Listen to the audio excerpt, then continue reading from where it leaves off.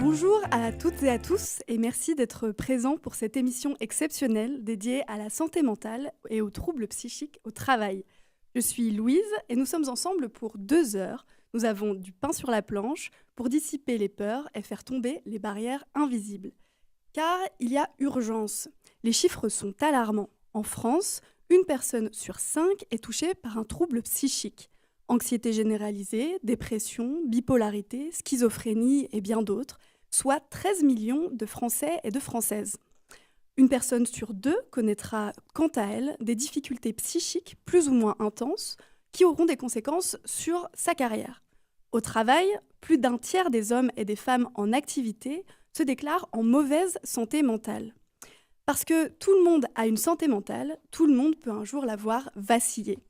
Lorsque cela arrive, la personne est désarmée, inquiète de perdre son travail, honteuse de se sentir moins performante, et de leur côté, les employeurs expriment un grand désarroi face aux difficultés de l'un des leurs ou lorsqu'il s'agit d'employer une personne avec des troubles psy.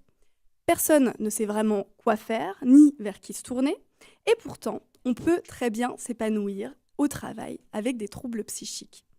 Parce que l'OMS nous rappelle qu'il n'y a pas de santé sans santé mentale, et pour avancer sur ces questions, des structures essentielles comme Messidor œuvrent chaque jour afin que la santé mentale ne soit plus un sujet périphérique. Stéphane Grange, vous êtes responsable du projet social chez Messidor depuis 28 ans. L'association vient de fêter ses 50 ans d'existence. Alors, est-ce que vous pouvez nous raconter un peu quelle expertise Messidor a développée sur le territoire ? Comme vous l'avez dit, Messidor a fêté ses 50 ans l'année dernière. Donc 50 années à développer une expertise très très singulière, celle d'accompagner dans le travail et par le travail des personnes vivant avec des troubles psychiques. En un demi-siècle, Messidor est parvenu à tenir un double équilibre. D'un côté, avoir une exigence professionnelle très réelle, avec des délais, avec de la production, avec de la relation client, avec de la qualité. Et puis, d'un autre côté, un accompagnement à la fois progressif et sécurisé, qui respecte le rythme de chacun, qui soutient les fragilités, qui valorise les capacités et les compétences. Et ça, cette articulation-là, c'est vraiment la force de notre modèle. Puis, notre expertise, elle est profondément territoriale. Elle s'est ancrée vraiment au niveau des territoires. Nous sommes implantés localement dans les bassins d'emploi, en lien étroit avec les acteurs. Messidor se définit comme étant une structure qui œuvre pour le travail, mais qui ne peut pas se passer de son réseau. C'est-à-dire qu'on est en lien avec tous les acteurs du sanitaire, du médico-social, de l'emploi et bien sûr des entreprises. Le rétablissement, qu'on pourrait définir comme un processus de rétablissement de soi, basé sur l'espoir d'une vie meilleure pour réaliser ses projets, ne se joue jamais dans un seul lieu. Il se construit sur un écosystème. Et cet écosystème, en fait, il va permettre de rassembler toutes les attentes des personnes qui vont être en interconnexion les unes avec les autres, que ce soit au niveau de la santé, au niveau du logement, au niveau de l'emploi. En fait, on pourrait dire que l'inclusion, ce n'est pas une intention. C'est une méthode, c'est une organisation, et c'est vraiment une conviction partagée. Alors, qu'est-ce que le travail change réellement dans un parcours de rétablissement ? Alors, en fait, le travail, déjà, la première chose, c'est que ça va redonner une place. En fait, avec la fragilité psychique, on perd souvent plus qu'un emploi.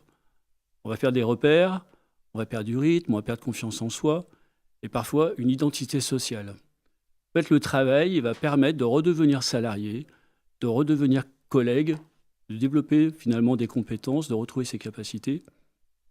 En fait, on dit souvent que le travail, ça renvoie au sentiment d'utilité. Finalement, on compte pour les autres. Et en fait, ce changement de regard sur soi est absolument fondamental. Le travail aussi, ça redonne du pouvoir d'agir.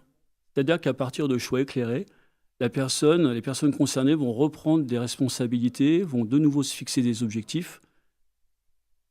Elles passent de l'envie à l'action. On pourrait même dire qu'elles passent peut-être à l'ennui, à l'envie et à l'action. Et puis, il y a aussi un effet très concret.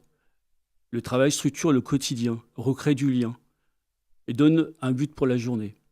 Et ça apporte aussi une autonomie financière. J'ai presque terminé. Le travail ne soigne pas à lui tout seul. Il crée un environnement où la personne peut expérimenter, progresser, se projeter Ça se joue aussi bien à Messidor, mais aussi dans tous les environnements externes. Je termine.